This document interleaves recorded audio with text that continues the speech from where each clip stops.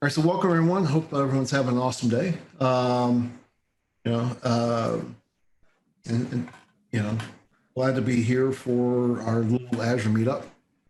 So, real quick, thanks to our sponsors.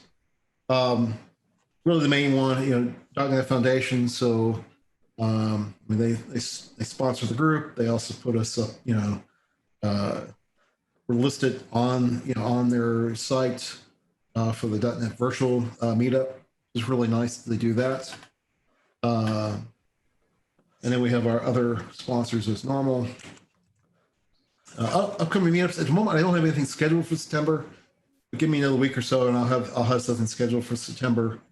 But we do have October scheduled. We'll have Corey, and I'm drawing a blank on Corey's last name right now. But he's with Twilio, and he's going to be talking about building bots with autopilot and Azure Functions. That'll be a lot of fun. You'll definitely enjoy him. He's definitely has a really good presentation style. Along with that, little .NET meetup. The ones that are confirmed, and I have some more that that I'm trying to get finalized. But so our September meeting, we have Mads Torgerson who will be joining us. Mads is the technically he's a program manager on the .NET team, but more importantly, he's in charge of C#. So everything that goes through C# goes through him. So he'll be talking about the future of C#. I know his focus is going to be on C#9, which gets delivered in November. But I know I'm going to try to press him for what does he think we're going to see in C#10 right now? C#9 is done. They are featured. .NET 5 actually did preview 8 on Monday or Tuesday, and they are feature complete now. So yeah, I like Jay's little grin there. Yeah, I want to know. I want to know what's next. Right. And sure enough, 17th we'll have a talk about Blazor architecture patterns. And that will be with Jeffrey Palmero. So that should be a really good talk. He does a really good job doing presentations. We want to highlight some other groups that I'm a part of. So Little IT Happy Hour meets the second Tuesday of the month at 6 p.m. That's just a social activity. Just come out and talk and enjoy the company of others. We have the Louisville Tech Leaders meets the second Tuesday of the month at 8 a.m.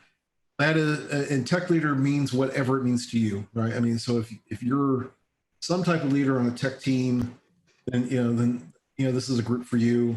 It's more of a self-help, right? So things you're seeing on your team, that you help with, or you'd like to talk about, right? And then the funny part is the remote workers meetup is actually a hiatus right now. You would think this would be the perfect time for it, but actually the whole idea of the group was to get remote workers out of the house.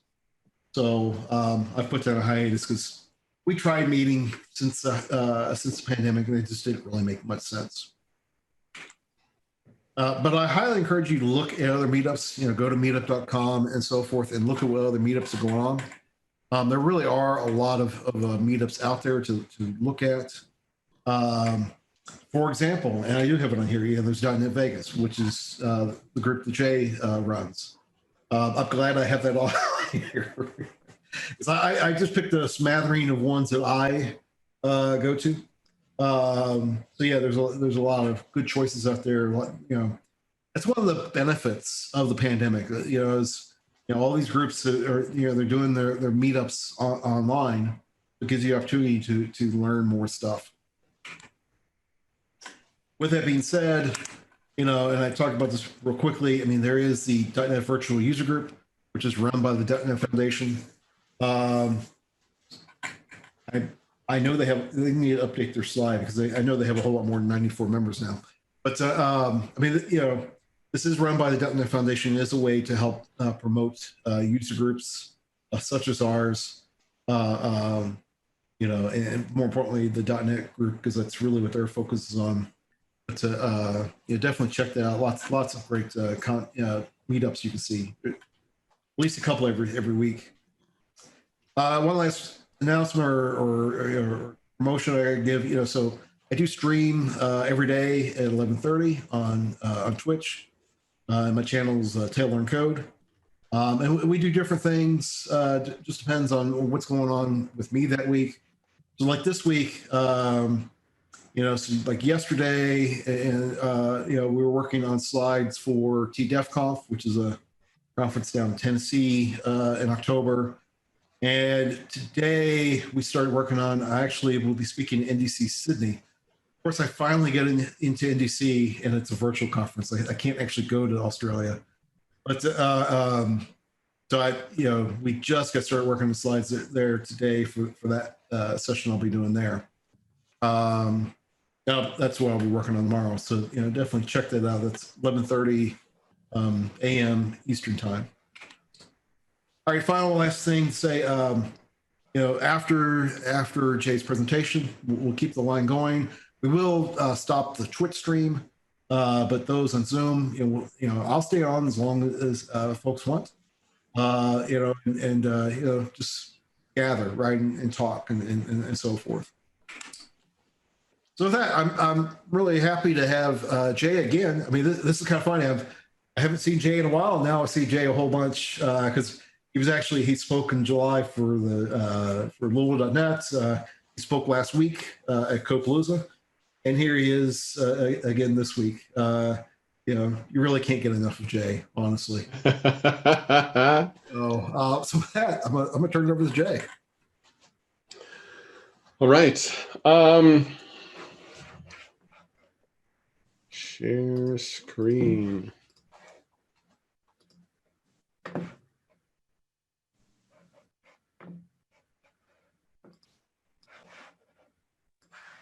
Of course, when I share my screen, it takes all of the other stuff away. So then you have to bring back all of the stuff, all the chat windows and things like that.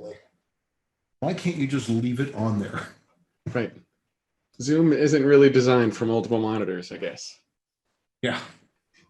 Well, that's the other part I love is like my controls panel was on all the other way opposite side screen than what I was sharing or a main monitor, which was really weird.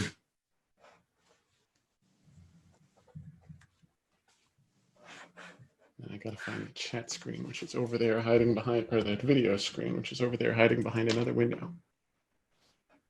Here we go. Okay.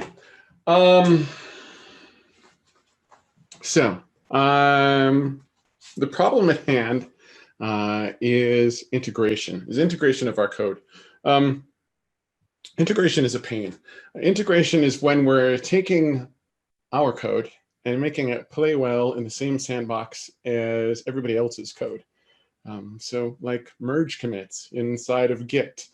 Integration is hard. And so we're going to be talking about continuous integration, sort of addressing that problem, solving that problem. So integration is hard, but it doesn't need to be. It can be, even with tooling, recognizing that, of course, that continuous integration is more of a process and not a tool. But okay, so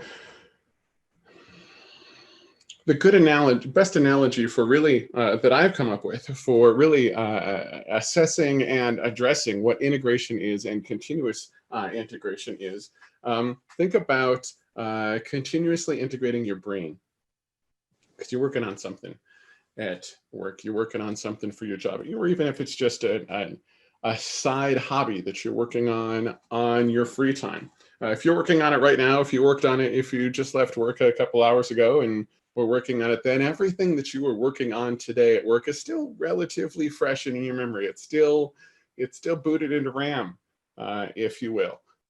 So you can freely think about it. You're probably even thinking about some of the tasks that you hit on today. But you're only going away for one night. You're probably going to be back at work tomorrow morning, or you might be working on that side project, that hobby again tomorrow. And it's only been a day since you last touched that thing, touched that task, touched that function, touched that idea. So it's still going to be relatively fresh in your head. Now, of course, if If instead of it being Thursday, it was Friday, we're not going to see that code again for another 3 days till Monday morning. It's going to be a little bit longer. Hey, what exactly was I working on Friday? I think I remember. I'm not quite sure. It takes you all of Monday morning and a pot of coffee or two to boot all of that stuff back into your brain. Now, of course, if you went on vacation, if you're like Chad, I know Chad likes to go on cruises. If you go on some 2 or 3 or 4 week long cruise away from work and you get back from vacation, your brain is still on vacation. You have no clue what it was at all, what you were working on before you went to go on your vacation. It takes a long time to integrate your brain back into work mode, into that space, into whatever function or task or whatever you were working on before you went on vacation. Code is the same way. If we're trying to merge our code changes into everybody else's code changes, but it's only a few hours worth of code, no problem. If it's a few days worth of code, there might be a few merge conflicts here and there that we have to address. If it's been a couple of months since the last time we got latest from Git, or if we're working from some sort of open source project that some sort of upstream that we don't check very often, that integration process is going to take a while. There's going to be a sea of really ugly merge conflicts that are going to take you a bit to resolve, and getting all of your code to work well with everybody else's code. So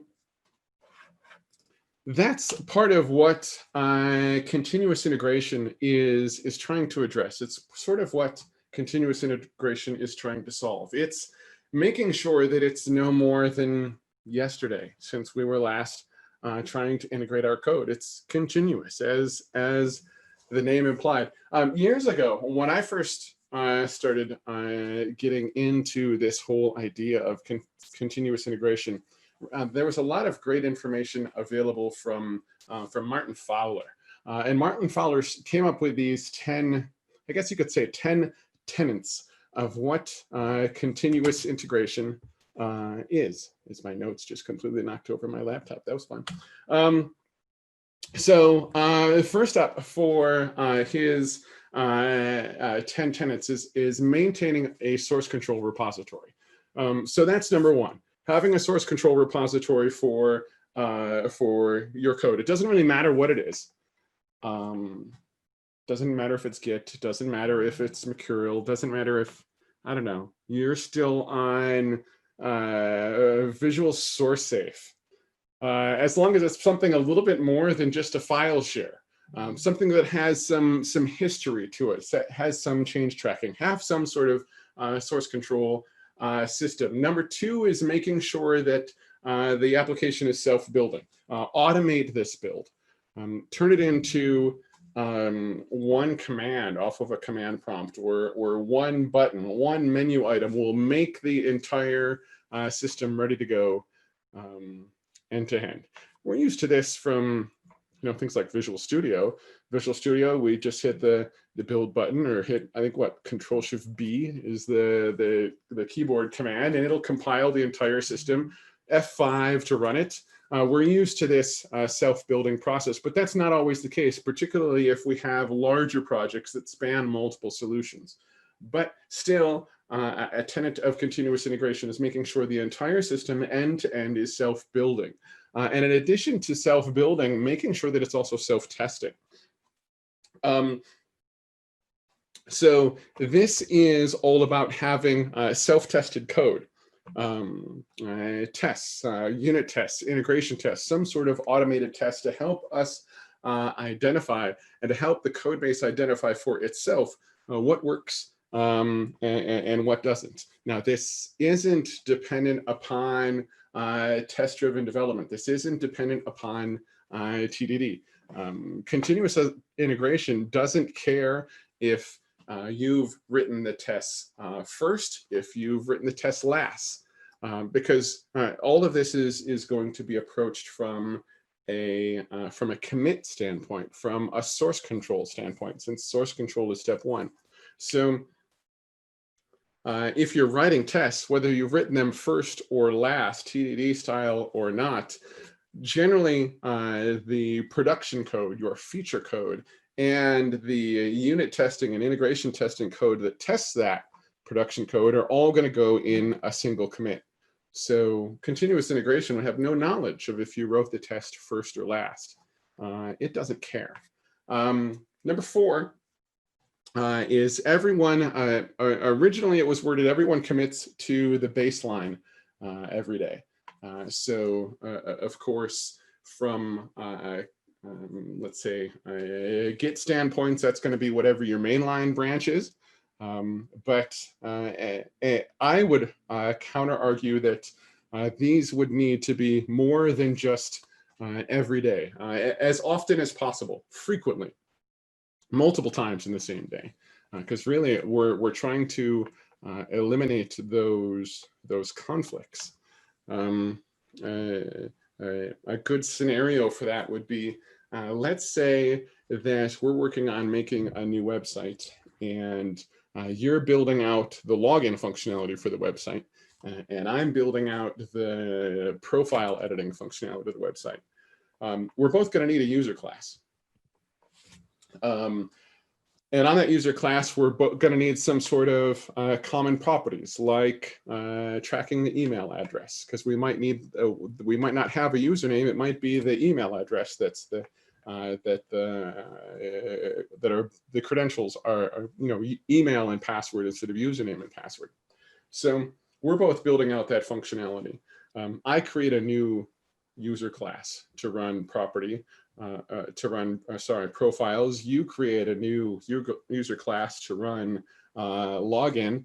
Whichever one creates that user class first, we can commit an empty class and push that empty user class into Git, and it's not going to break anything. It's not going to hurt production. It's an empty class that nothing's even referencing. It's fine for that to go to production. It doesn't have to be. We don't have to test an empty class that's not referenced anywhere. But the developers can, you and I, we can start building off of that. If we didn't, well, maybe I put my user class in a different folder or a different namespace than you did. Maybe we got lucky and put it in the same spot, but now there's a merge conflict when we go to commit this stuff, because I created a user class and you created a user class, and one of us is going to get, hey, this file's already there. What do you want to do with this? Or off of that email property, maybe I called it email, maybe you called it email address. So now there's 2 email properties on this merged together user class, and we have to go through some additional refactoring, additional rewriting to get that consolidated into 1 email property. If we're frequently merging, doing that often throughout the day, not just once every day, but often throughout the day, we can get rid of a lot of those issues. Number 5, every commit to the baseline should be built on an integration machine. So what that means is, well, every commit against the main line is built on an independent machine, an independent integration machine. This gets rid of the, it works on my box.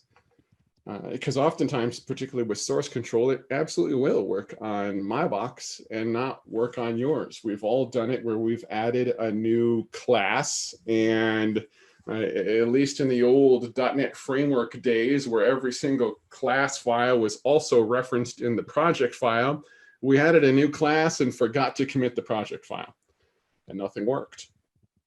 Or we forgot to add the new class altogether into source control, and we have all of these other files and all of these other functionality that's referencing our new user class, but the user class doesn't exist inside a source control because we forgot to add it. It works on my box, but it's not going to work on anybody else's box. So that independent machine will be the point of truth for making sure that it works everywhere. It works on everyone's box. Again, I will challenge this tenet that every commit against the main line is built. We have enough horsepower now with our integration machines. There's no reason why we can't just do every commit to the repository, not just to the main line, but there's no reason why every commit against every branch can't also be built. If we're working on some independent feature branch, there's no reason why we can't at least run a build process against our feature branch to analyze its status. Number 6 is making sure that everyone can see the result of the latest build, of keeping this information informative. This is great for eliminating distractions. My project manager knocking on my door, knocking on my cube wall, sending me an instant message because we're in a pandemic and he's not going to drive over to my house and knock on my door now. It eliminates the interruptions of, hey Jay, where are we at with the project? What's the status? Well, continuous integration allows anyone to be able to see that information, identify that information. They know the status of the build. Things like ticketing systems will help with that, so that our project managers or whomever will know if this issue, this bug, this whatever has been resolved. But with continuous integration, they even know if the application is even in a compilable state right now. Number 7, keeping the build fast. This isn't just failing fast, this is also succeeding fast. Keeping the build fast. If we are using some sort of continuous integration pipeline, we're done, we've committed our code, we've pushed it inside of Git.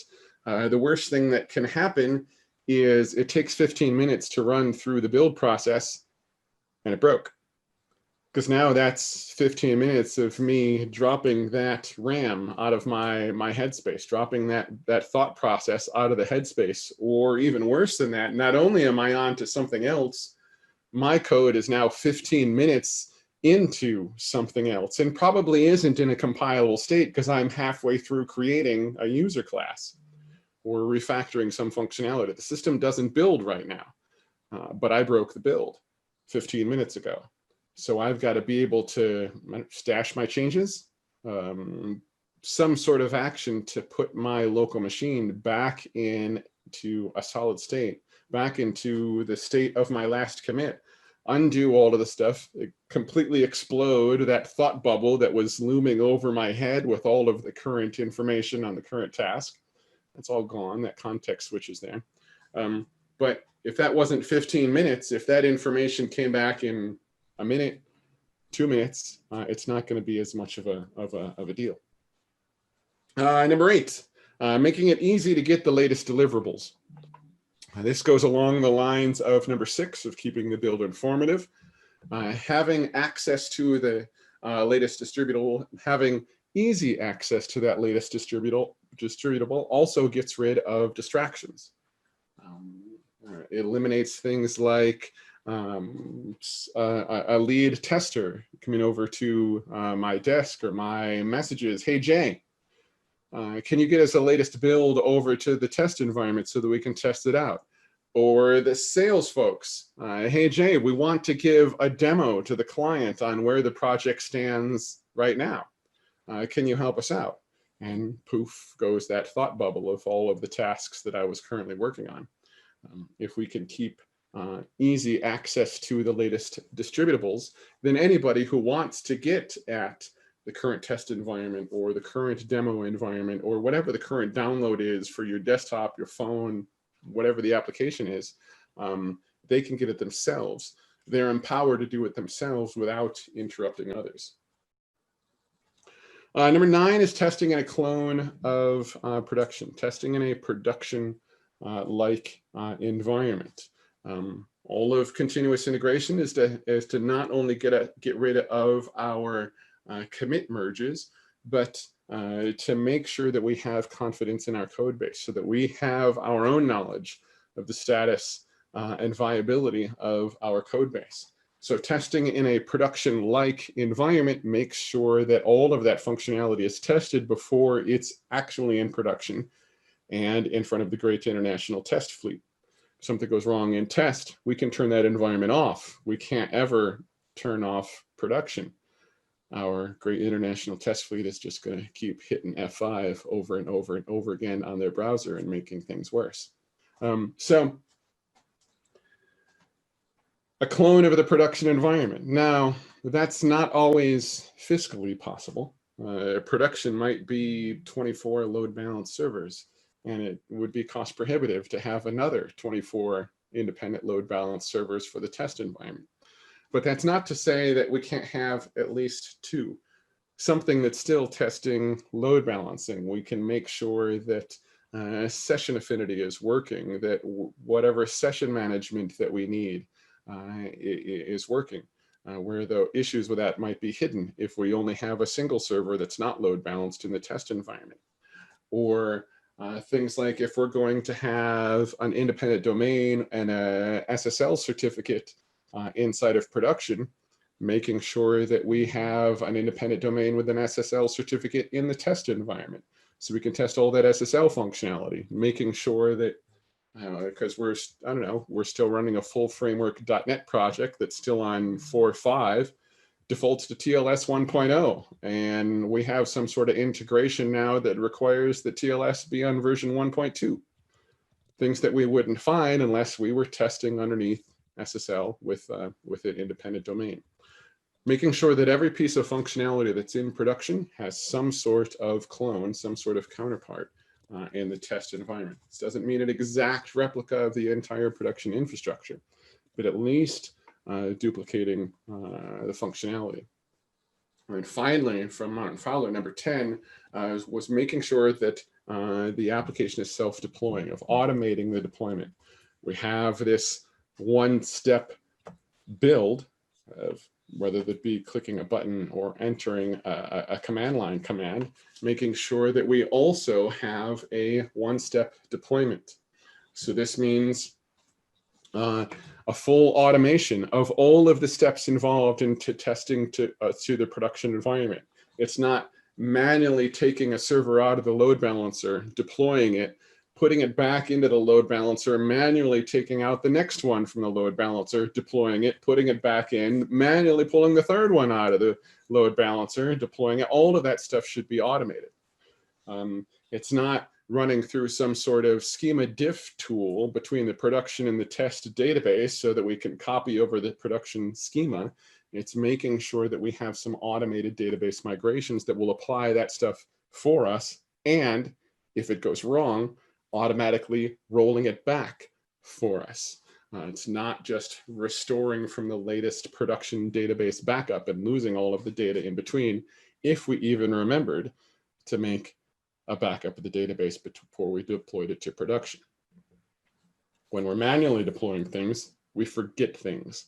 We forget one of those 24 servers in the load balancer to take it out, to deploy its code and put it back into the load balancer. We'll miss something every once in a while and things will go horribly wrong. So automating it takes care of that stuff. So all of these are the elements of continuous integration. Now that has a lot of different terms. There's continuous integration, there's continuous delivery, there's continuous deployment. Which one's which? Those terms kind of get tossed interchangeably a lot, even though they're not interchangeable words. Continuous integration is really more about well, really the difference between these three terms is what is automatic and what is automated. Continuous integration is the build is automatic, even though everything else is automated. Continuous delivery is an automatic release. Even if everything is automated. So, hey, here's the latest executable. It's not automatic deploy. That's where we get into continuous deployment, which is automatic deployment of the latest changes. Continuous deployment is more along the lines of Windows Update. Plenty of times those updates just happen underneath the covers on your Windows Update and you never see it. Or getting the new applications on your phone. From my iPhone App Store, I know it's doing its thing constantly, updating the applications that I have inside of my phone. I don't give it any concern whatsoever, it just happens. continuous delivery, me as a developer, a .NET developer, things like SQL Server Management Studio. That's not a continuous deployment. Every once in a while, I'll open up SQL Server Management Studio and it says, hey, there's a new version of Management Studio. Would you like to download it and install it right now? And I can say yes, I can say no, but it's not automatic, it's automated. I can click that button or maybe one or two other buttons and it's now got that latest version deployed, but it's not like Windows Update that it just automatically happens underneath the covers and I don't have to give it any time or attention at all. So I'm Jay Harris. I live in Las Vegas, Nevada, a huge hockey fan. I'm not going to be able to stick around tonight for the after hours after this talk because the puck drops in 29 minutes. I'll miss probably the first period. That's okay. Huge hockey fan. I have my own consulting company out here, Arana Software, but I've been involved in continuous integration for a long time. I think I built my first continuous integration servers, oh wow, 15 years ago now. Back in the days of, what was it called? CruiseControl.net was the very first continuous integration platform that I built off of. I've used a lot of them since then, from CruiseControl.net to TeamCity by JetBrains to Jenkins and to Travis. Right now and for a while, what I have been using is Azure DevOps. Azure DevOps I find to be an incredibly robust platform. We use it for all of our projects, whether it's .NET projects, Ruby projects, PHP projects, Java projects. We're even using it to automatically deploy WordPress to our clients' marketing sites that are using WordPress. We found that it's incredibly robust and easy to configure. It's got a lot of tooling inside of it, from its ticketing systems to its having its own Git repositories inside of it, so you don't have to use things like GitHub if you don't want to its build and release pipeline functionality, to its test management, Azure DevOps Test. It helps you with test management, both for automated tests and for manual tests for your quality teams. And Azure Artifacts will do things like serve as a package management, a private package management repo, like if you want your own private NuGet feed. So there's a lot of functionality in there, but for this, for the rest of the proverbial hour, we're just going to focus on one aspect of that, and that's the Azure DevOps pipelines, the build and release pipelines. So let's work on building out one of those pipelines inside of Azure DevOps, from beginning with the basic compiles all the way through deployments and gated deployments into a production environment. First thing that we're going to need for building out that pipeline is the prerequisites, if you will, the step one from Martin Fowler, which is having some sort of source control system. So for Azure DevOps includes its own, but not everybody is going to want to switch over to Azure DevOps Git repositories. I don't. I don't think I have ever used the Git repositories that are inside of Azure DevOps, as has been the case with most everybody that I've interacted with that is using Azure DevOps. We're using outside stuff, often using GitHub. So for this demo, I have a repo on GitHub, J Harris WAC sample ASP.NET Core project. It's an older project. Please don't use that as an example of how to build an ASP.NET Core project. I don't think I've even updated it since .NET Core 2. But it's there just as some sort of placeholder project that needs to be compiled, has some unit tests in it, and needs to be deployed to a test in a production environment. But that's what we're going to be using for the demos. Okay, so we've satisfied this prerequisite tenet by having a source control system. So then we actually get into the continuous integration aspects of this this pipeline. Beginning with step 2. Of course, step 2 is making sure that we have an automated build, making sure that the project is self-building, whether that's in .NET and self-compiling, or it's a front-end project and it has to go through all of the pre-processing of converting your Sass into CSS and your TypeScript into JavaScript so that it's consumable by a browser. But making sure that the entire system, end-to-end, is self-building. There's going to be 3 aspects to making that happen, at least with this .NET project.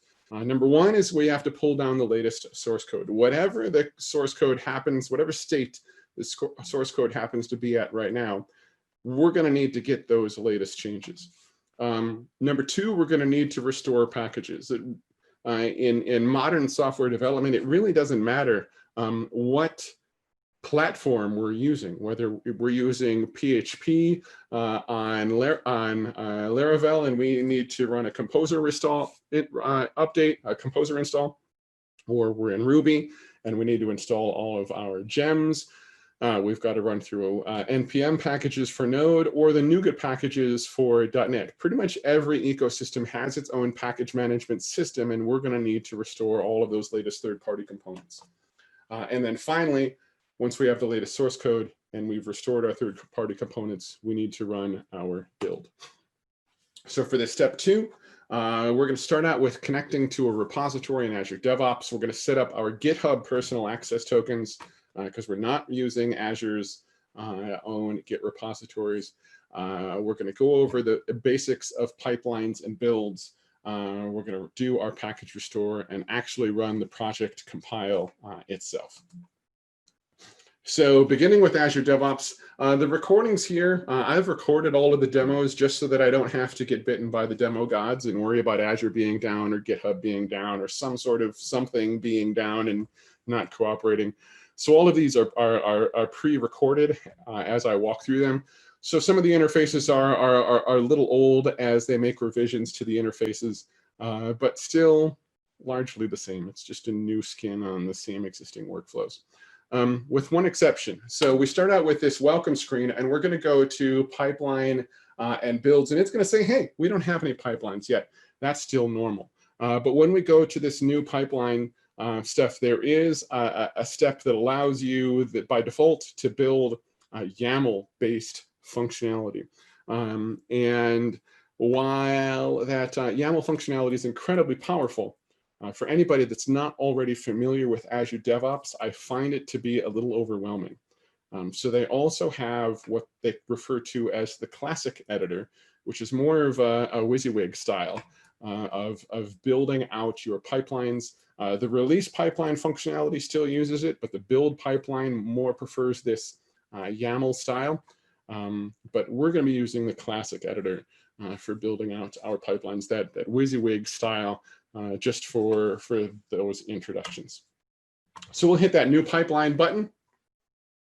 And it's going to take us to Martin Fowler's step 1. Okay, we need a source control repository. So let's just set that up. We're going to, instead of the Azure Git repo, all of this code is stored in Git. We're going to give it some sort of connection name, and we're going to set up our OAuth token, personal access token. I went over to github.com. I set up my own personal access token. I pasted it in, and then it says, okay, cool. What repository do you want to use? And what is the name of the default branch on the repository? So this one is that Jay Harris sampled that ASP.NET Core project and configuring what my default branch is, which then brings us to the template.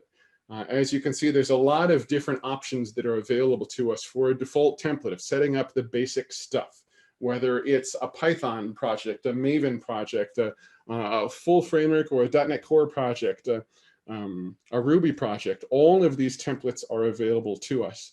But I don't want to start with a template. I want to start from scratch and build a way up so that you understand the thought process and the work process, the workflow process that goes into all of these decisions. So we're going to go at the very top, start with an empty job. And that brings us to the empty job interface. We start out with the name of our pipeline, the name of our build, which they've defaulted to Azure DevOps -CI. We're gonna rename that one, and we can also specify what our agent pool is. Our agent pool is the default virtual machine that's going to be doing this work. That can be Windows, that can be Ubuntu, that can be VS 2017, that can be VS 2019. There's plenty of options. There's options in here for Mac as well, because again, Azure DevOps, so far from what I found, it can build anything. So that includes even building iOS applications, understanding that iOS applications need a Mac to build the iOS applications on. So your agent pool can be, the default agent can certainly be a Mac OS machine. So we'll specify that name, we'll call it sample ASP.NET Core. I'm going to leave, in this case, the agent pool exactly as it is, but there are a lot of options available in there, which takes us over to the job itself. So the job is a part of the pipeline. We can have multiple jobs that are a part of the pipeline. We're going to just call this one build, but each job can also have its own agent pool. The pipeline agent pool is only used to specifying the default for any jobs that are in the pipeline as a whole. The individual jobs can be different. Example might be, let's say you have a project that's primarily .NET. We have some sort of a project that builds an API that our phone app can talk to, and a separate project that's our website. Both that API and the website might be built in .NET, but our phone application is going to be an iOS app. So those would all be three separate jobs. One job to build the API, one job to build our ASP.NET Core website, one job to build our iOS application. The first two can just do this, inherited from pipeline, because our default agent on the pipeline is VS 2017, and we can use that. But that third build, if we were configuring all that out, our third build, we might specify, hey, we need a Mac OS agent to build the iOS application. But for here, we're just going to keep this as inherited from pipeline. And then we get into that plus icon to actually specifying the tasks that are part of this build job. We're going to start with our ASP.NET Core task, because these are ASP.NET Core projects. We'll add in that project. It defaults to build.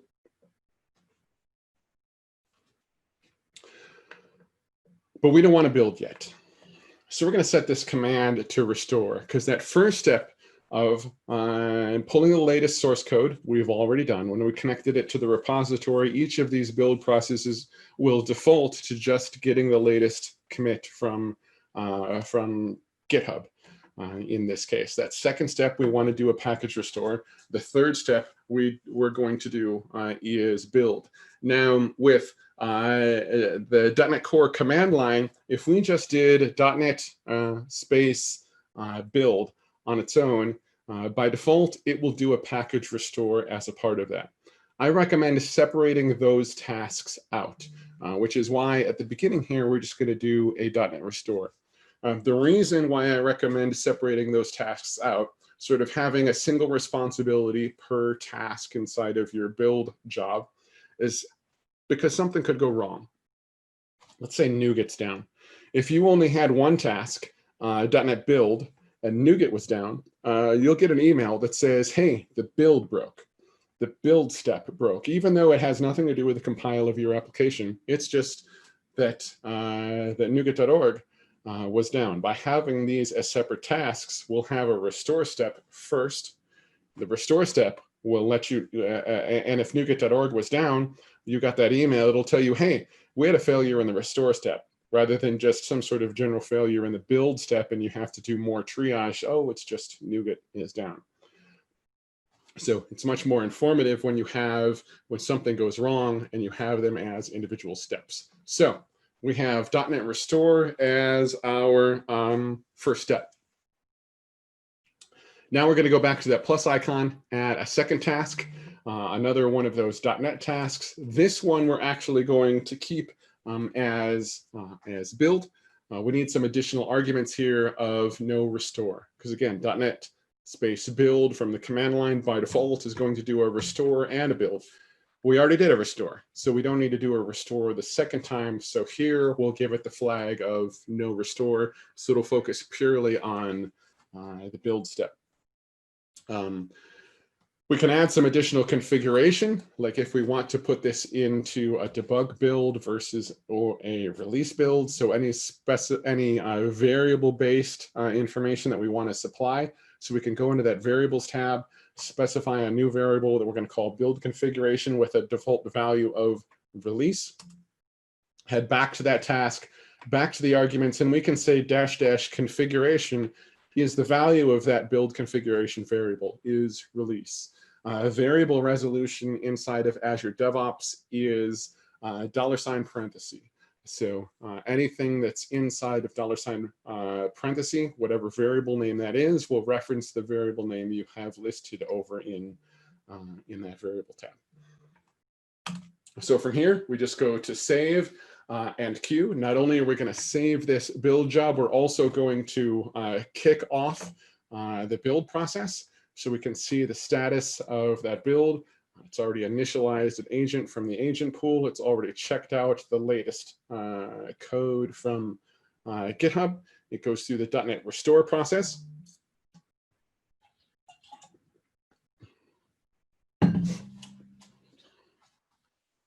Begins our .NET restore from NuGet, speeding up time a little. It took 2.5 minutes to do the restore. The first one is always going to be longer. The build jobs will cache your third-party dependencies for future builds. The first one's going to take a minute, run through the compile, and we're done. Big green check mark lets us know everything is completed successfully. Yes, it is green, and that has some concerns about any visual impairments, any color blindness, but it does also have iconography that delineates the two. So we have the check mark instead of the X, so we can differentiate output regardless of our perception of color. And we can go to the summary tab. That was the log tab that we started out on. We can go to the summary tab to see all further information about our build. There were no deployments. We haven't configured any, but the build succeeded. It was manually enqueued by me, and the change that it pulled down, that most recent change that it pulled down, was just this one last commit as it stood in the repository. So for that step 2, we created a new pipeline. We're associated with GitHub with our personal access token. We set up that pipeline, renamed it to something more intelligent than just the default name, set that agent pool to Visual Studio 2017, set our job, instead of calling it job, we called it build, gave it our build configuration variable set to release, and created our, that should be restore command. Wow, all these times, and I just now see the typo in the steps. Number 5 is command restore. Number 6 is the build with no restore, because we already did it in number 5 with our release configuration. Save and queue. Which brings us, of course, to step 3. Step 1 was having source control. Step 2 was automating the build. Step 3 is automating the testing, making sure that this application, this continuous integration project, is self-testing. So we need to execute all of our unit tests associated with this project. That's the topic that we're going to go over. So right where we left off, that summary screen from Azure DevOps. We're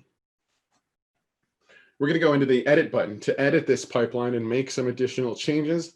And as soon as that comes up, we're going to hit that plus icon again to add another task, another .NET Core task, so that we can execute our testing steps. This one, the command is going to be test. The first one was .NET Restore. The second one is .NET Build. The third one is going to be .NET Test. Here, we do have to specify, or at least should, the glob to all of our unit tests. We don't want it to execute the unit tests on every single project in the system. It'll lead to some unnecessary warnings that say, hey, this web project didn't have any unit tests in it. Well, of course, the web project doesn't have any unit tests in it because all of the web project's unit tests are in the web.test project, or whatever naming convention we have. So you can have multiple paths in that path to project, or you can just specify a glob, and Azure DevOps will explode out that glob into the actual projects that it finds. We also have to specify some arguments. So we still need that same no restore and that configuration with the variable that we had from the last step, but we're also going to have no build. By default, .NET Test will do the restore, then do the build, then do the test. But we already did the restore and we already did the build. We just need to do the test. So we set the flags to override those defaults so that we're not doing the restore, not doing the build. We still need the configuration variable, even though we're not compiling, because that lets the system know which assemblies that we're working on. As .NET developers, many of us are aware that whether we are compiling in debug mode or compiling into release mode makes two different output directories. It'll either go to bin/debug or bin/release. So .NET Test, even though we're not doing a compile, still needs that configuration attribute so it knows which of those two output directories we're going to look for our test assemblies in. With that complete, save and queue, just like we did before. We've modified the pipeline. We've added an additional step. So we want to execute that stuff. We can click that build 371 link at the top, similar to what we did before. And it brings up our output log of the stuff in process. Time sped way up, doing the .NET restore, doing the build, do the test. Same green check mark, yay, it worked. And we can, in this time, go over to that tests tab that shows us information about the unit tests that we executed. There's two tests in the solution. Both of them passed, were successful, were green. Hooray, there are no test failures. Good job. So from those steps in step 3, we edited our existing pipeline. We added another step, the .NET Core task for testing, giving it its glob path of all of our projects and our appropriate command line arguments, no restore, no build, configuration, save, and queue. Now this is all still a part of our automated testing. This is where we could also put in some add-on tools if we wish, some additional code quality and code analysis tools.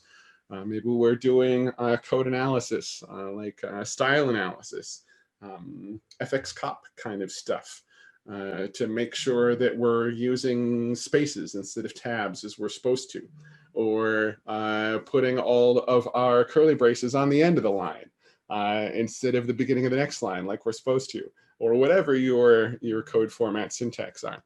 Or maybe you want to add in stuff to do code coverage that'll let you know what percentage of your code base is actually underneath some sort of unit or integration test. Or perhaps this might also be a good spot for security analysis. Often now I'm seeing continuous integration projects that have security analysis in them. It's even built in, Dependabot is even built into GitHub commits themselves. Dependabot can check through your package config or your project file for your NuGet references, your package references, or things like NPM with project.json, PHP's Composer with composer.json, can analyze all of the different third-party packages that you're pulling in, can let you know, hey, this version of Lodash has a known security vulnerability. You should update to at least this version of Lodash to fix the problem. So these security analysis tools can run on your build platform and let you know of any potential vulnerabilities that are coming from your third-party projects. And this would all be as a part of that automated testing, automatic. Think of it more as an automated quality analysis of your code base, of your application. Which brings us to step 4. So step 4 is, well, everyone commits to the baseline every day, is that frequent merging, since it should be way more often than every day when possible and when appropriate. Everyone committing to the repository as often as possible. This is the only human element of the 10 steps. This is the only human element of the 10 steps. There's nothing that we can do in tooling. There's nothing that we can do in continuous integration that's actually going to enforce that you've committed every day. And then we're not going to send out an email, hey, Jay, you forgot to commit today. That's just going to be up to our own self-control, our own integrity, our own personal responsibility, our own whatever buzzword you want to use. So this one, continuous integration can't help us with. That's just on us. So we go on to step 5.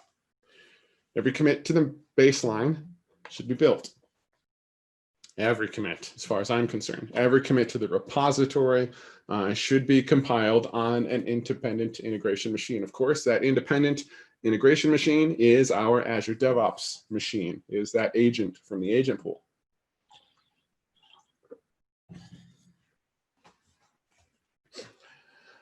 We accomplish this with build triggers. So in its most basic state, it's a trigger from, let's say, GitHub. Anytime we push changes into GitHub, somehow there's a notification, some sort of trigger into our Azure DevOps pipeline that kicks off the pipeline evaluation, kicks off the pipeline process. This also includes branching, making sure that if we're making a change to a feature branch or a hotfix branch, bug fix branch, any sort of branch inside of our repository, that the same thing is happening, and perhaps even for pull requests. It's beneficial if you are an open source project and some independent contributor has committed a provided a pull request into your repo, or maybe at your business environment. Maybe you are using pull requests. The developers themselves, even the in-house developers, use pull requests as a way for enabling, I don't know, code reviews.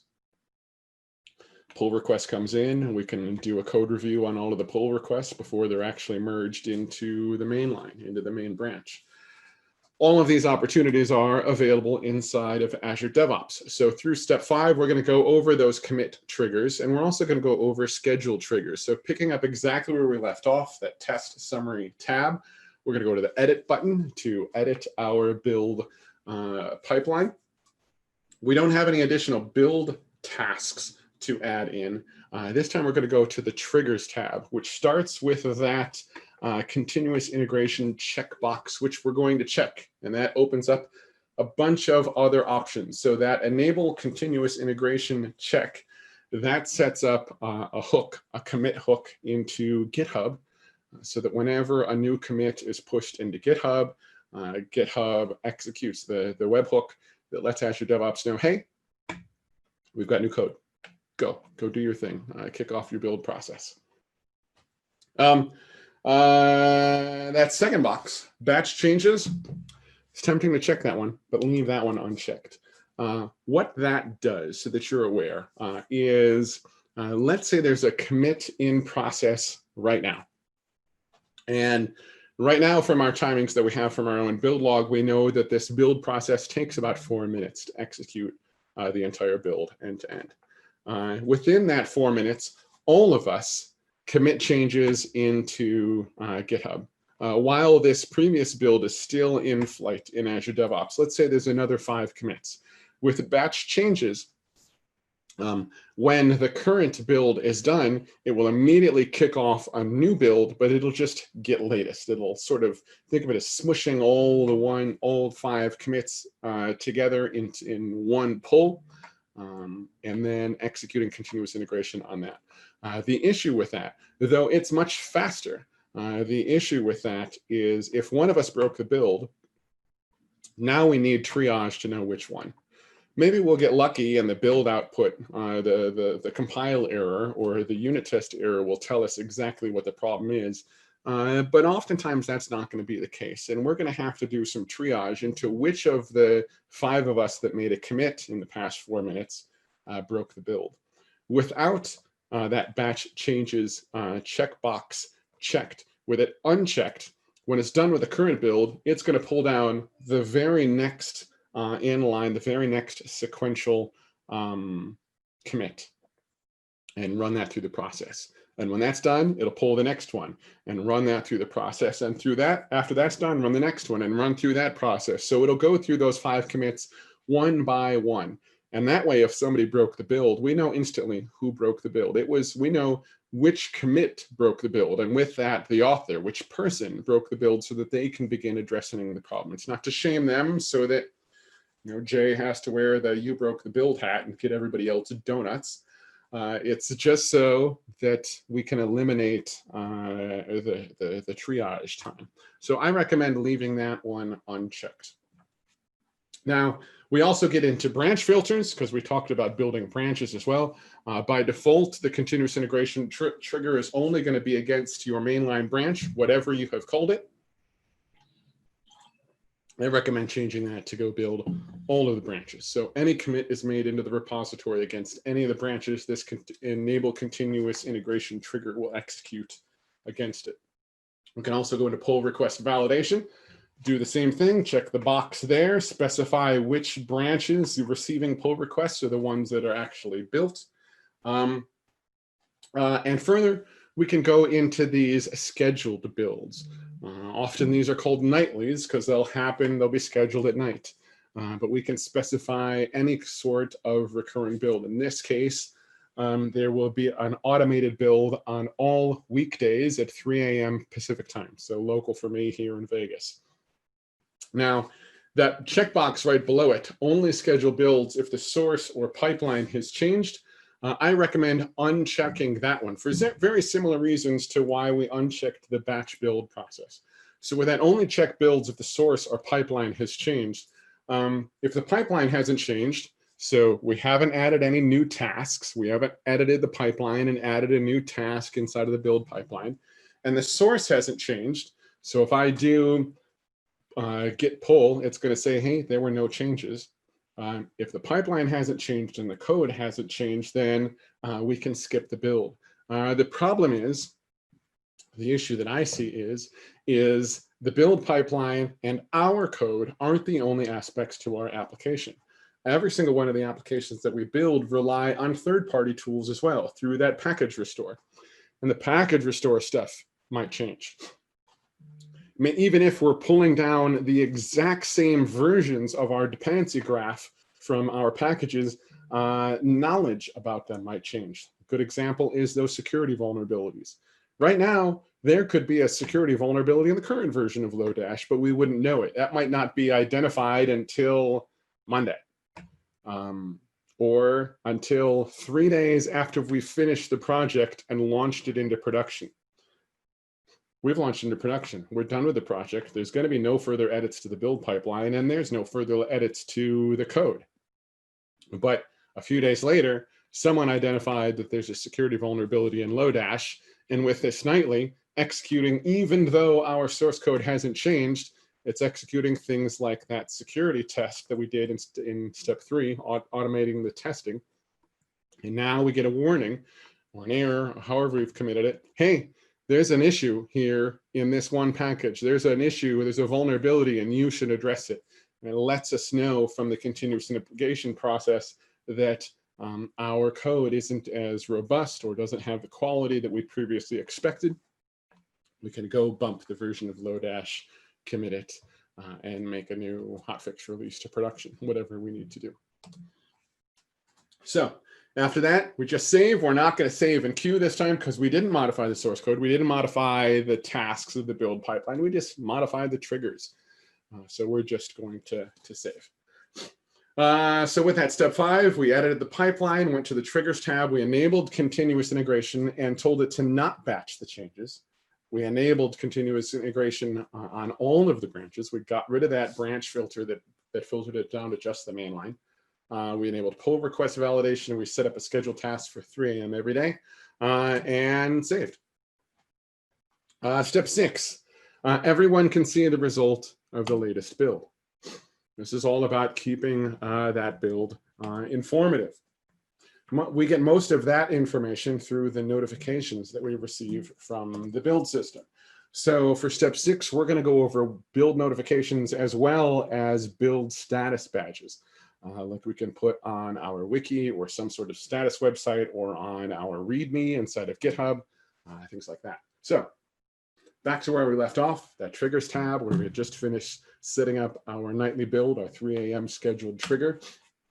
We're going to go to the options tab. The options tab has the status badges in it. This screen is quite a bit different on that YAML style setup, but enabling the badges is just a checkbox. This is, hey, do you want to enable the status badges? And when you have that, we have the image URL for that status badge, that Azure Pipelines Succeeded status badge. We can specify URLs for a specific branch. The default URL, of course, is just for whatever our mainline branch is, as well as some copy-paste code for putting all of this inside of a markdown file, such as if we were going to put it in our README in GitHub. So we could just copy that information out. It's readily available to us. As far as notifications, for that we go into that the gear in the bottom corner. The gear icon is our project settings. So we're going to go into the project settings for our entire pipeline. This is not going to be a setting for, this is going to be at the project level, not at the pipeline level, though we can enable notifications for specific pipelines. So here we will go into the notifications section, the notifications tab. There's a lot of stuff that's available to us by default. Things on the release pipelines, things on the build pipelines, automatic notifications if we are using Azure's own Git repository instead of something like GitHub's Git repository. But build only has one default: send an email when it completes, send us an email when it's done. And I have made changes to it. So it doesn't even send a build complete notification to everyone. It sends the notification when I have triggered a build with one of my commits. So let's add another one. So this one, we're going to make one that lets us know whenever it's broken. Not just everyone's finished, because I don't want that sea of spam coming into my inbox of getting a new email every time anybody changes the build and the build is changed the code and the build is complete. I just want to know when it's broken. So I'll create one. I'll describe this notification. It says when a build fails. I want everybody to be notified and setting that status to equal to failed. So let everybody on the team, absolutely everybody, know if there's a failure. The advantage of that is if we've failed the build, everybody knows, hey, don't get latest because Jay broke the build. I'm sure he's on it. He's got this notification too. He's working on fixing it, but at least you know not to go get the latest changes while it's broken. All right, so from that step 6, we went into the options tab for our different status badges that we can use in our repos, README files, or in any other documentation that we need. The project settings for the notification tab to set up our own notifications. We created a new subscription, a new notification to let everyone know when someone broke the build. It brings us to step 7. Step 7, keeping the build fast. That's all about getting us fast feedback, not just failing fast, but anything fast, succeeding fast as well as failing fast. Of course, there's not much time that we can do to improving our time to done. If we have a big code base and the way that we've architected our code base, it takes 6 minutes just to do the compile. There's not a whole lot we can do to make that individual stuff faster, but we can at least make sure that things don't run forever if something went wrong. And we can do things like splitting up the code if we wanted to help break up that pipeline and get to success or failure of a module faster. But for here, we're just going to focus on task timeouts and job timeouts. So going back to that notifications tab where we left off, we're going to go back into our build pipeline, back to the pipeline that had all of our tasks. Edit that once we see the information on the current builds, the recent builds. Once it loads up, we will go into the individual job itself. And that job has a timeout box available to it. By default, it's 0. So in other words, that job can just run forever. If there's some sort of hung process and that job wants to run for an hour, Azure DevOps is still going to let it go. There's no timeout that forcibly kills the process. So we're going to change it to 5 minutes. Now, this isn't any sort of warning system. This is a hard stop. This is a forcible quit if we hit this time. So make sure that that time is large enough where it will accommodate any normal build where things didn't go wrong. But so for this one, I'm going to say there is no possible way that this whole job ever takes 5 minutes to complete. So I'm going to set that timeout at 300 seconds, at 5 minutes. Now, for individual tasks, we could do the same thing. I'm going to say that the build step itself, the most of the time consumption is in the package restore. The build step itself should never take more than 3 minutes. So for individual tasks, I can set a timeout there as well.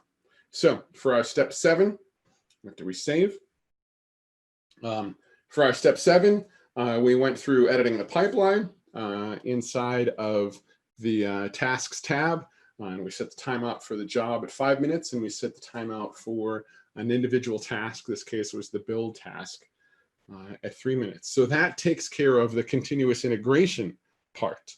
Now we get into other aspects. So we get into delivery of this code itself, which gets us to step 8. Making it easy to get the latest deliverables, making it easy for anybody to get to the distributable once we've compiled it, once it's all ready to go.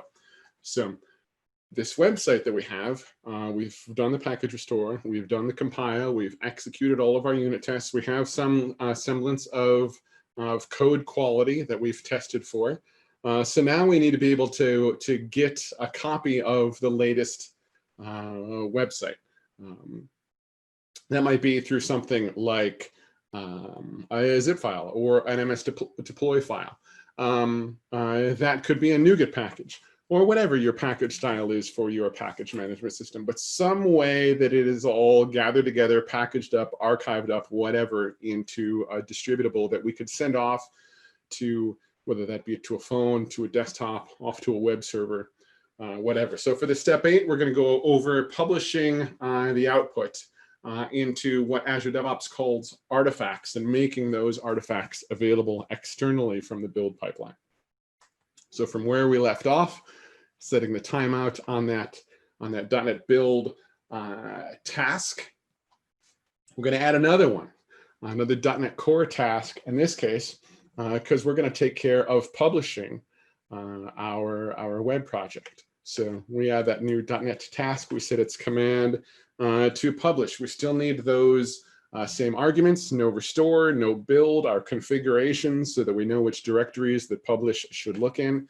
It doesn't need to do the NuGet restore again. It doesn't need to do the compile again. All that stuff is already on disk, ready to go. We just need to stick it into a zip file. We do, however, on those commands need to specify another argument called output. So this tells the publish step, where do we want to put this stuff? All Azure build pipelines have a predefined variable called build.artifact staging directory. This is sort of a temp directory that's unique to the project, that's clean to the project or to the pipeline every single time that it's built, that we can go stage things that are going to be turned into a published artifact. So build.artifact staging directory. And then we're going to take another task and we're going to make a publish task for publishing these these archives that we need, or these artifacts that we need. So publish our build artifact. We're going to add that into our build pipeline. Path to publish, of course, is going to be whatever we put in our artifact staging directory.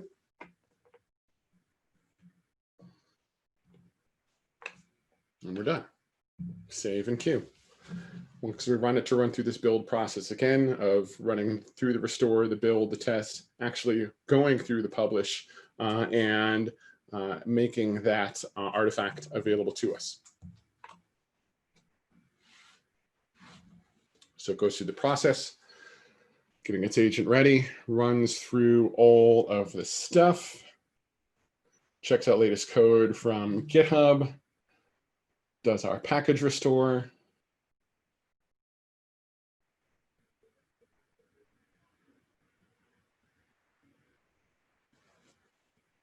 runs our build, runs through the unit tests, and now we have a menu item up in the top called artifacts, which will have a drop down of our zip file if we needed to get to it.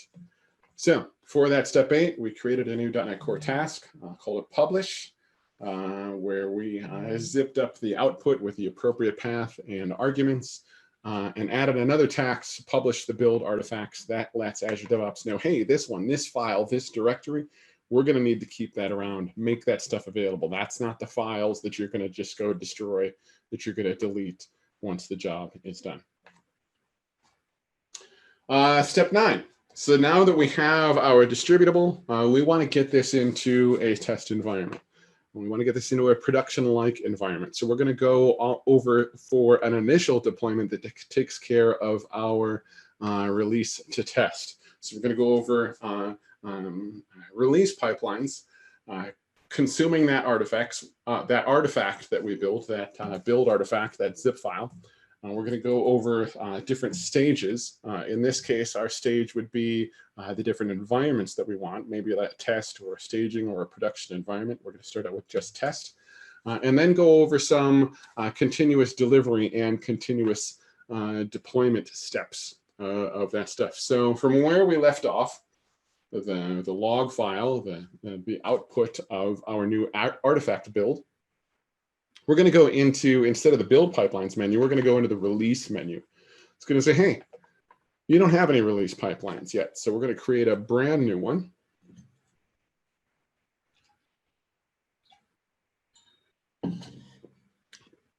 Similar to the build pipeline, it starts out with template options. So lots of different templates for normal deployment stuff, whether that be a Java application or even deploying a .NET app into an existing Azure app service deployment. But as we did before, we're going to start with an empty job. It begins with just a default stage that has nothing in it. We're going to take that stage 1. We're going to call it test environment because that's what it is. That's what we're going to be doing with this stage. We're going to go over to the left to add an artifact, because we have to specify the artifact that we're going to deploy. What are we actually going to be deploying with this release pipeline? So we say from our Azure DevOps project, we're going to take that sample ASP.NET Core build pipeline that we had before. We're going to name our artifact, give it some sort of English consumable name, and specify the default version. So there's lots of options that we can automatically pick up from this release pipeline. We can tell it to just, hey, get the latest build pipeline from the default branch, from the mainline branch. We can go get the latest from a specific branch. Or what I like to do is specify at the time of release creation. So we can still set up a continuous deployment trigger that'll automatically pick up whenever a build is done, automatically kick off a new release from that newly completed build. But this also means if we're going to manually execute a release, we can say, hey, I want this version right here.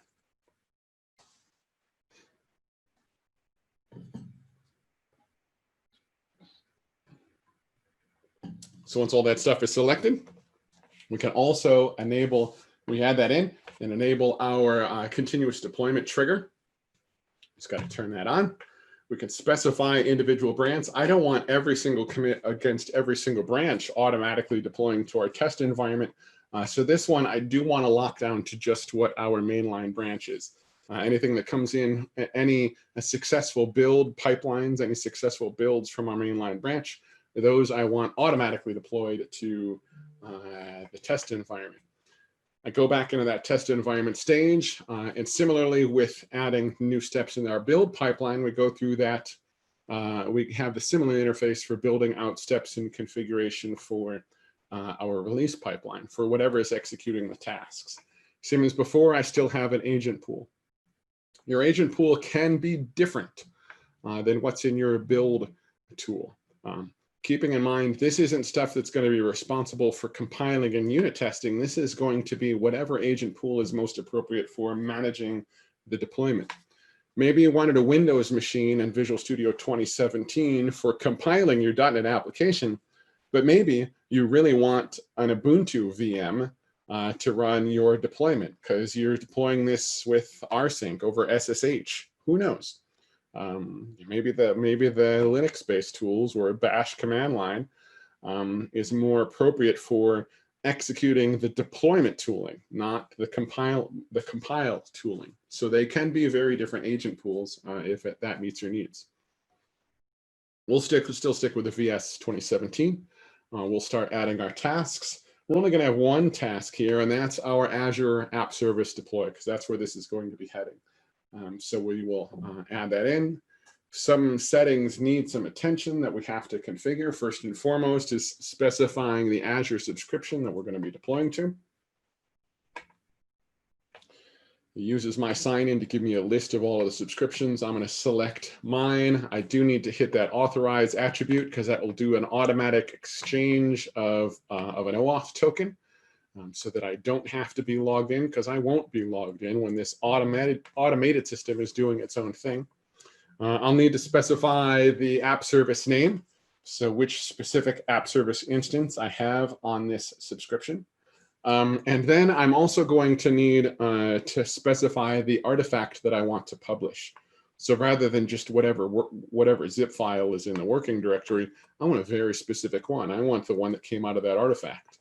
That from our Azure Web Project build, we just called it drop, is what we named in the artifact, and I think it was step 7, selecting that zip file that's inside of our drop artifact, and we're done. We can save it, hit release, and that enables the option for creating a new release. Now that we have this release pipeline in place, we'll go create a new release. We do have to specify, because we said specify at the time of release creation, which build we want to go execute. So we will specify, I want this version, number 373, as it was named at the time, and go. Interface is very similar to the build pipeline. In this case, release 1 has been created. We can click that link inside of the header, and it'll show us the interface of it working its way through the release pipeline. Shows that the deployment to the test environment is already in progress.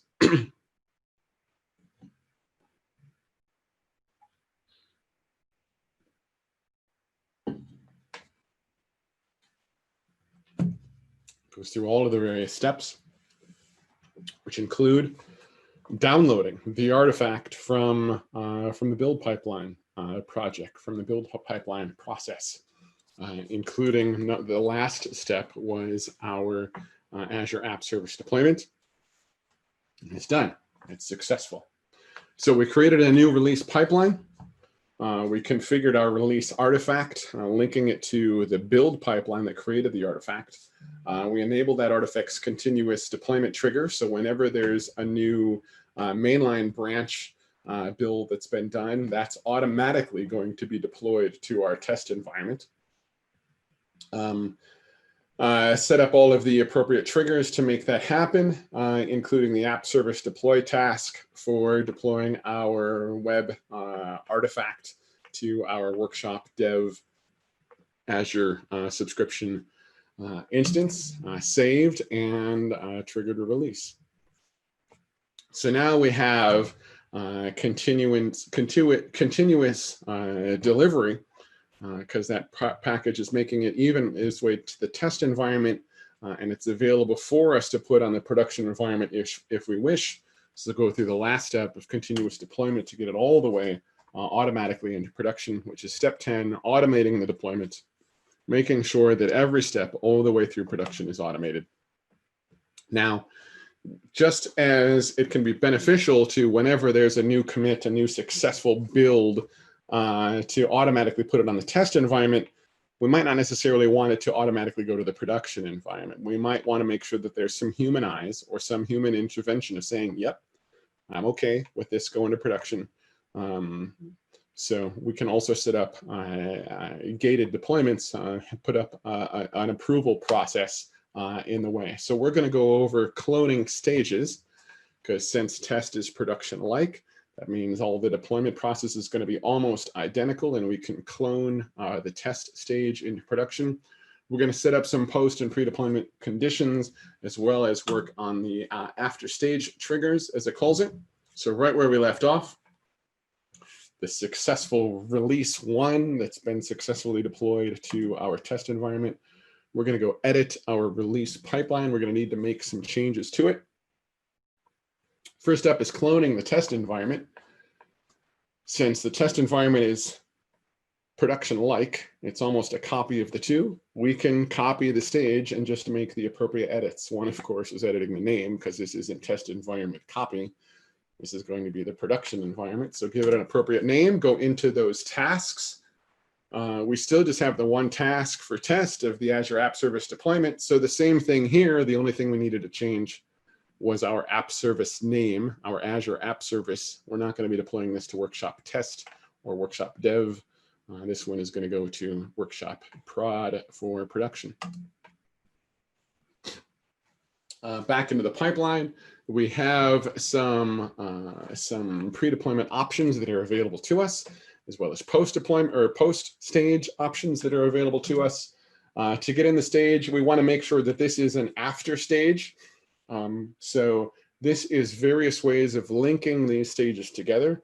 Manual only means that there's no line, there's no workflow line from our artifact or through various stages into this stage. It's manually triggered only. After release, our test environment is after release. It comes immediately after the release is created. This one is set up as after stage because it's linked to and after our test environment. We can also set up some pre-deployment approvals in this one. So before anything makes its way to the production environment, we could enable that pre-deployment approval and make sure that some human eyes were on it first. That same approval process is also available on the post-deployment conditions. We're going to enable that here. Basically, in order for code to make its way out of test into anything, regardless of any environment that's after triggered as after this stage, we want Jay to review it, Jay to give his approval, his say-so, before it moves on. So once we have all of that stuff set up, we'll just save.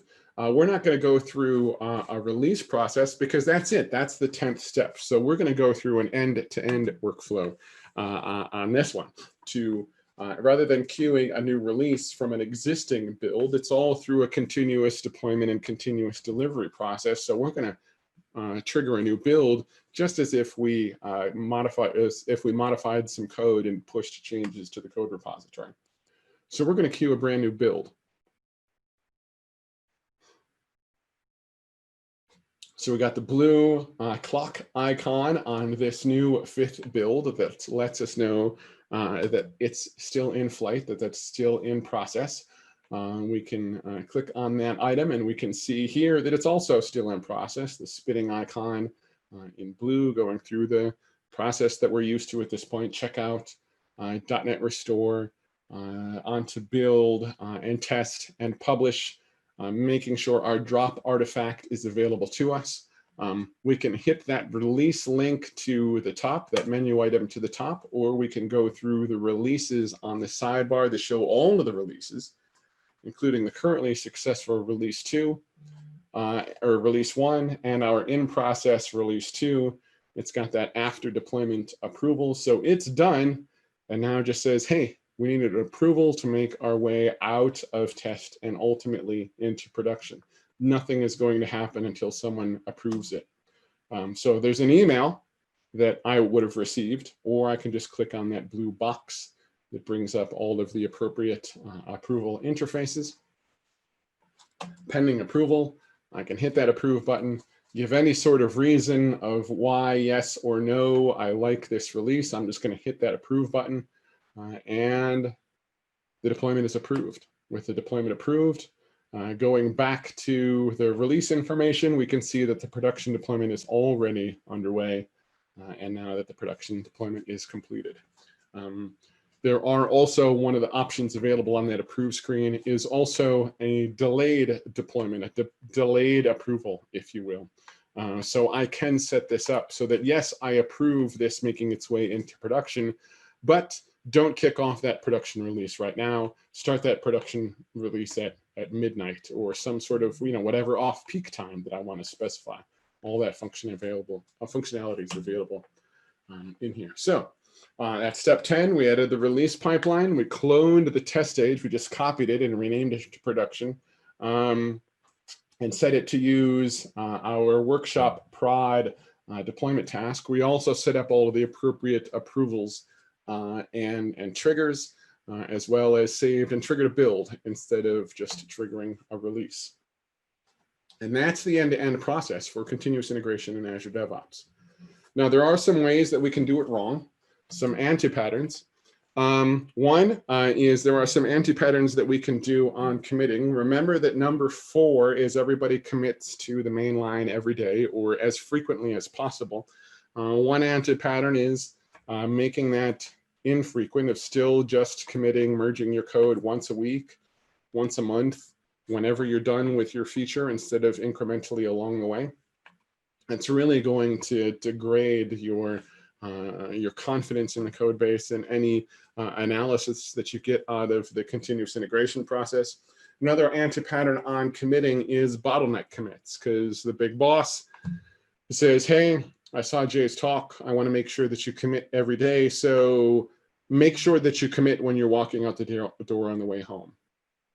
And that means that every single one of us are committing code at 4:59, and without that, particularly if that batched commit is off, and 10 of us are all committing changes at 4:59, whoever was in last going to have to sit there a while the build process goes through. Well, if it's 4 minutes per build and we've got 10 builds, they're going to be sitting there for 40 minutes waiting for, if they're the last one, for their build process.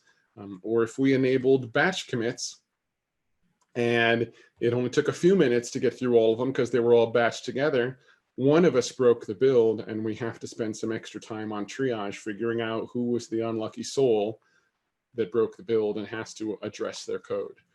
So making sure that they're frequent code, not just at some boss appointed particular time for committing your code. Other anti-patterns could be around messaging. There's not a lot of default messages that are coming out of Azure DevOps. The only default is that, hey, we finished a build that you committed. That in itself is kind of an anti-pattern. It doesn't make it freely available. It doesn't do a lot of communication on when the build is broken and, hey, don't go pull latest from GitHub because the build is broken. So have some sort of sensible messaging, but at the same time, on that flip side, don't turn everything on. Hey, there's a lot of options in here. Let's turn them all on and figure out what works and what doesn't. Because if you're getting that much information, well, you're probably going to create a rule in Outlook that just sends all of the DevOps messages straight to the delete folder. And if you're not actually making an Outlook rule for that, you're making one mentally and just ignoring all of these messages because it's feedback spam. So make sure that all of that messaging is sensible. We've already talked about anti-patterns on triggering around those batch commits. I recommend against batching your commits, making sure that Azure DevOps can actually build every single commit along the way. And finally, anti-patterns around building, and the two opposites of having a partial suite build of, hey, we only have, let's just do this one little bit. Let's not do everything of our compile. Let's just only do this one little element of our project. And that's not really continuous integration. And the flip side is bottlenecked builds. Because yes, with that step 3 of automatically testing the project, there's a lot of other tools that we could put on there. That doesn't mean that you put everything in there. If you're going to benefit from code coverage, great, have code coverage analysis in there. But if you never even look at code coverage analysis, don't waste the compile time and slow down the build process for doing code coverage. If you don't care about style analysis and tabs versus spaces, don't even put a style analyzer inside of the build process. Don't put in all of the tools just because they're available. Put in only the tools that are going to be beneficial to you and the team. For some more information, just 2 quick links. Bit.ly DevOps Pipelines is a link that'll go straight to docs.microsoft.com on how to build an Azure DevOps pipeline. It gives you a lot more information than I can portray in a little more than an hour. And the other one, bit.ly/CI book, is a book by Paul Duvall called Continuous Integration, Improving Software Quality and Reducing Risk. The book is getting a little old now, but it's the aspects of it that are long in the tooth are only in the screenshots of the tools that it uses as for its examples. Some of those tools are, older tools because the book was written a while ago and there's different tools now. But the concepts behind continuous integration that the book talks about are still very much as valid today as they were when the book was authored. So for your next steps for this, start small. Sure, there might be a lot of tools and automated stuff that you want to put in, but recognize that even just does this thing compile is your first unit test.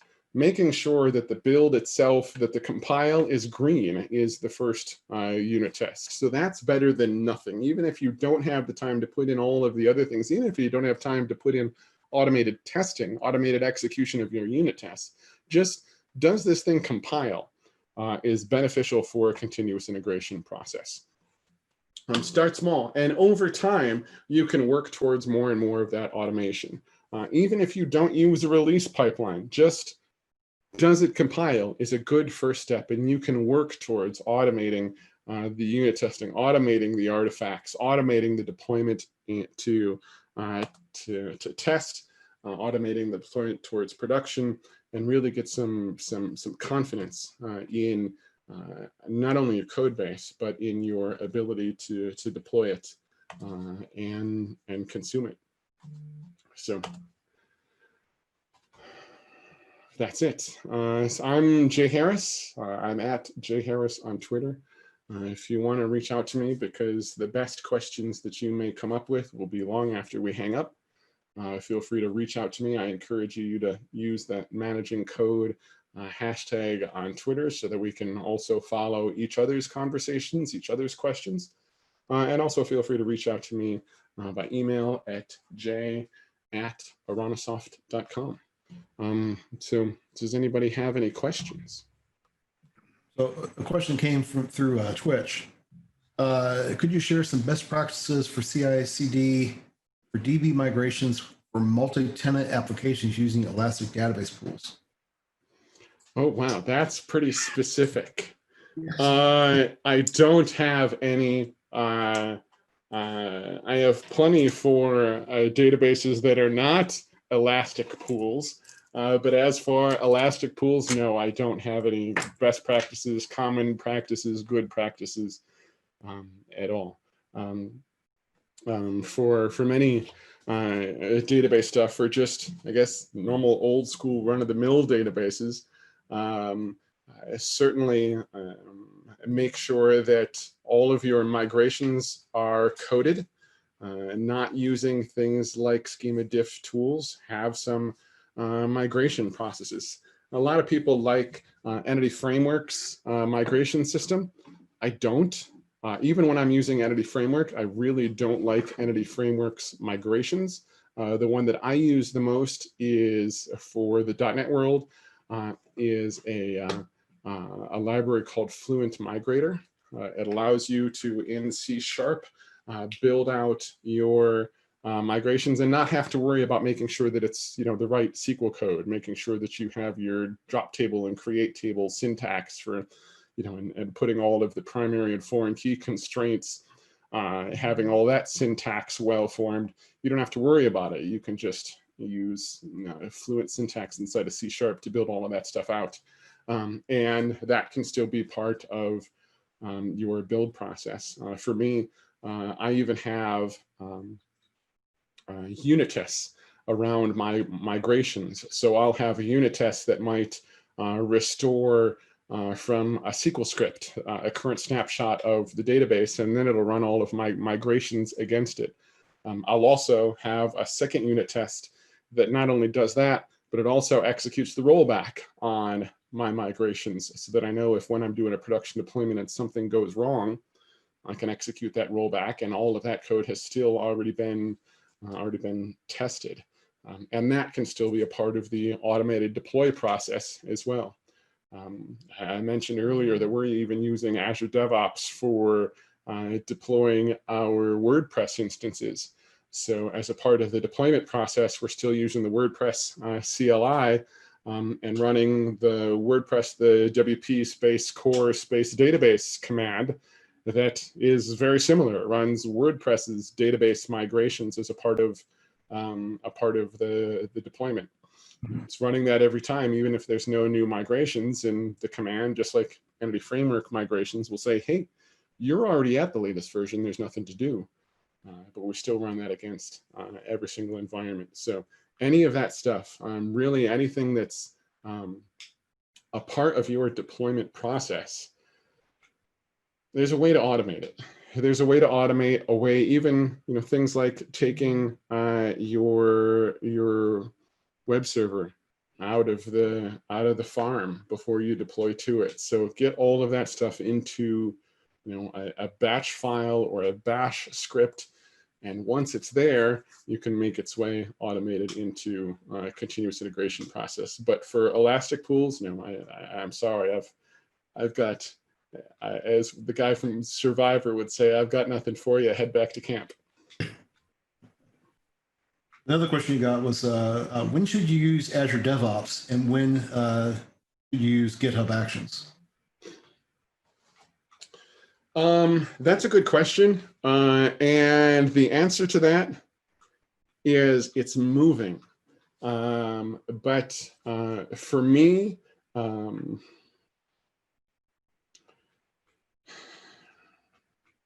smaller projects, I think, are probably still better on GitHub Actions. Open source stuff is certainly better on GitHub Actions.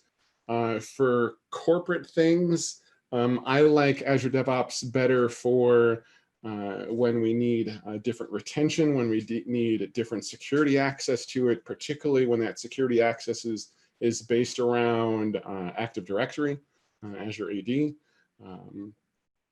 So for us, Arana Software is we're a consulting company. We're not a product company. We're not a big corporation that's working on in-house stuff. We're building things for other people. And many cases, we want to have specific access for different people, even different part of our own teams or our subcontractors or our clients will need different access to those things. And they're not all going to have access to the GitHub repo. Some of them are. And we want to make all that stuff available to them and have much easier access control than going into every single repository one by one into its access management stuff and saying, hey, this person can access this repo and this person can access this repo. So access management is still far more robust on Azure DevOps. But of course, I don't know for sure, but I can certainly see a near future scenario where there's much more feature parity between Azure DevOps and GitHub Actions. So that's very much a moving line. We use both. But for now, a lot of it, it's based on if it's an internal or external project and how much security management we have surrounding it. So for the most part, I would say whichever one works best for you and whichever one you're most comfortable with. Yeah, and it should, I mean, just to add in my own 2 cents in there, I mean, so we are a product company, but we're not a big product company. We have decided to stay with Azure DevOps at this point because we use the work item tracking a lot. And that is not in GitHub yet. Right. I do say yet, because I mean, right. Right. Publicly and privately, Microsoft has stated they're working on that. For most of our stuff, most everything, the only thing we're using in Azure DevOps is the build pipelines. And for those, again, with the occasional issue of around security, but for many of those, we're starting to switch over to GitHub Actions, particularly when issue management is inside of GitHub. But other things like Azure DevOps with its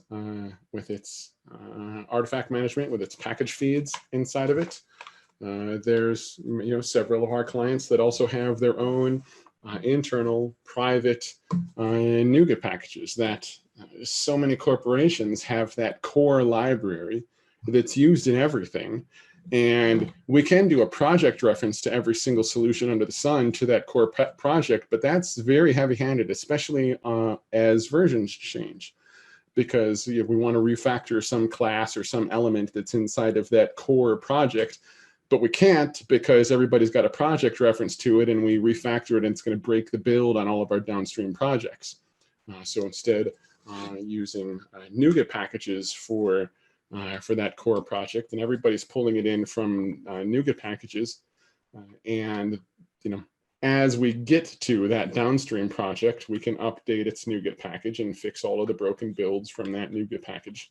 And it's handy that Azure DevOps supplies that private NuGet feed. We don't have to use yet another third-party service to go get a private NuGet feed. And of course, keeping in mind that it's got to be an internet accessible private NuGet feed, especially now underneath the pandemic, inside of COVID, when everybody's working from home. It can't be just some off-the-shelf piece of software that's sitting inside of some old server that's underneath somebody's desk back at the office, because no one's in the office anymore. So certainly still using Azure DevOps when non-build pipeline functionality from Azure DevOps comes into play.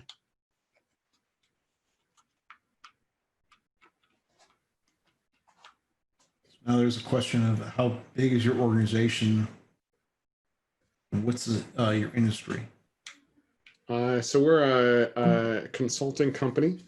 Our entire team right now, oh wow, not that many. I think we're counting the subcontractors. I think we're at 10 with the subcontractors, with everybody else on the team. We're at 10. So we're a small consulting company. As far as industry, we tell our clients that our industry is technology, is programming. Lots of consulting companies, they say that they're experts in medical or experts in automotive, experts in, I don't know, e-commerce. But for us, I say to our clients that we're relying on our medical clients to be experts in medicine, and they're coming to us to be experts in technology and programming, and let's just communicate a lot so that we can bridge the gap between the two. So, and we do have clients that are in e-commerce or automotive or in medicine. Been working on a cool project. Well, it's finished now, but that did vaccine analysis. It's not related to COVID. It's more for projects with introducing vaccines into third world countries. So if you're the Minister of Health for some emerging nation, and you only have enough money to inoculate your population against one disease, certainly you're going to want to inoculate them against all of them, but you only have enough money to cover one. How do you choose? You know, if it was influenza or Ebola, those are two very, very different diseases. One is incredibly systemic because we know how many people get the flu every year and how much it impacts the GDP, how much people are out of work from getting the flu. But, Chad, I'm sorry, if you get the flu, I'm probably not even going to send you a get well soon card. I'm going to tell you to drink some orange juice and we'll see you in a week. But if you catch Ebola, I'm going to be worried. I'm going to be very worried. But if Chad catches Ebola, he's probably going to be the only person I ever know that ever contracted Ebola. When I know lots of people that have gotten the flu. So how do you choose? So things like that were fun projects to work on. They certainly get all of those brain wheels going. It's not just another to-do list or Twitter client. Cool. So any more questions here in Zoom or on Twitch? 1 second here. If not, and if anyone has anything, go ahead and speak up. I mean, Jay, I really do appreciate you coming in to speak. Absolutely. It's always a pleasure. It's always a fun time. Certainly, if anybody comes up with some questions afterwards, they can hit me up at Jay Harris on Twitter or email me at j@aranasoft.com. And I always enjoy engaging good conversation. So absolutely.